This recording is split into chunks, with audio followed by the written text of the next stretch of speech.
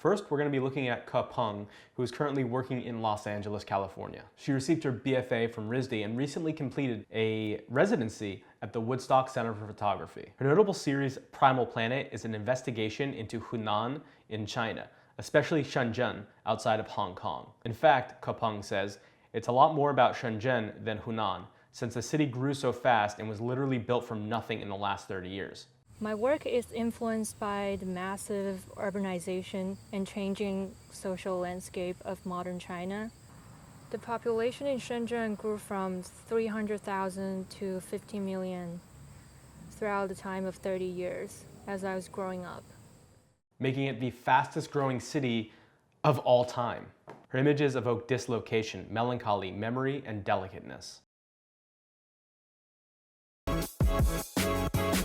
Next, we're going to be looking at Dan Swindle. Dan's a current student at Yale, and his photo is really pushing the boundary of photography. In fact, in a lot of ways, you might consider his work as sculptural as it is photographic. Many of his works are undulating sculptures that break free from two-dimensional space, while still appearing almost like computer renderings, thereby flat in nature. Even so, the works are to be experienced in space, as in you can walk around the object rather than just seeing it as a flat image against a wall. Because I am very drawn to the idea of like making something that,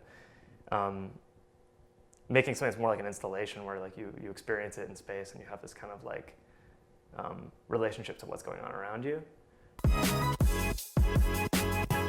Next, we have Horatio Baltz. Featured in the New York Times, CNN, Slate, Bushwick Daily, and a slew of other publications, Horatio's tongue-in-cheek work is also incredibly genuine. In Mother of Exiles, he is on the pulse of current events and politics, investigating the 2016 RNC and DNC for the Quiet American Volume 2. This election was rough, but Horatio still managed to capture the sweetness underneath the scars. Another one of my favorite projects by Baltz is Sandwich from Mike's Deli. In this project, Baltz goes to his local deli and places sandwich orders with increasingly bizarre parameters. Even with this absurdist body of work, he still manages to make statements on current events.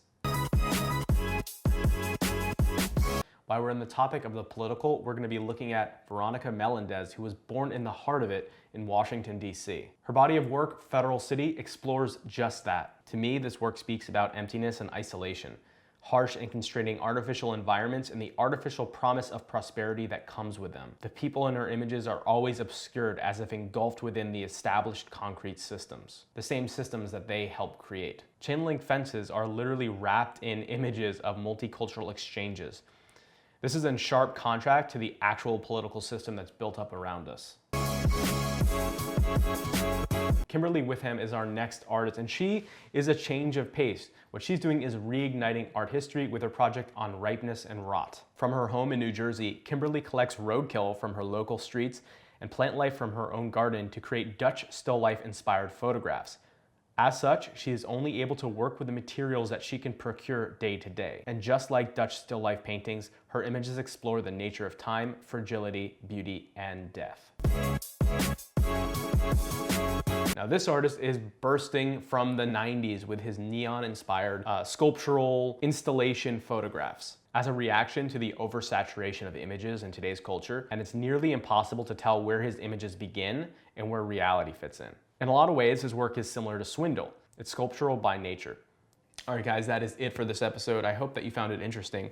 Researching this, to me, was incredible. I came across so much work that I wouldn't have come across if I didn't make this video. So I think just for my own benefit, I'm gonna make videos like this in the future.